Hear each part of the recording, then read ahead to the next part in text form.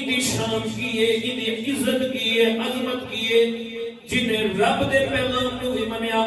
مدینے دے تاجدار دی ذات نو بھی منیا ہے مدینے دے تاجدار دے فرامین نو بھی منیا ہے پھر عزت رب العالمین نے کی دیتی ہے میرے آقا نامدار صلی اللہ علیہ وسلم دی حدیث سنان لگا ابن ماجہ شریف دی حدیث ہے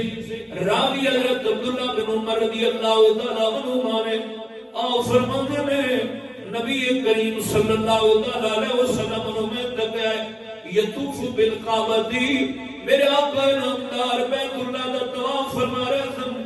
طواف کرتے ہوئے میرے آقا نامدار نے بیت اللہ دی طرف متوجہ ہو کے خطاب فرمایا اے کعبہ سن لے تیری شان بڑی ہے تیری خوشبو بھی کتنی پیاری ہے تیرا مقام بھی بڑا ہے لیکن ایک گل کعبہ غور نال سن لے اس ذات کی قسم ہے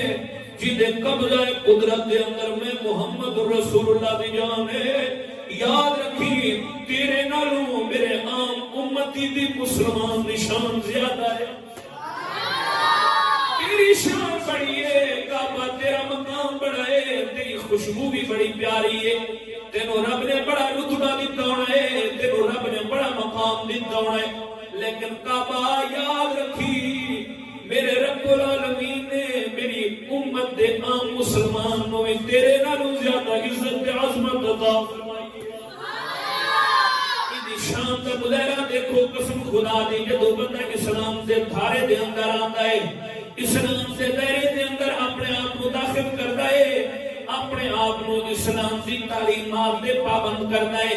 فطری طور تے جڑیاں رب نے عزت و عظمت رکھیاں ہوندیاں نے انہاں دے کرشمے بندہ خود دیکھدا ہے باقاعدہ مظاہرے کردا ہے واہ ربا کیسیاں عزتاں دتیاں نے مدینے دے تاجدار دے غلام نو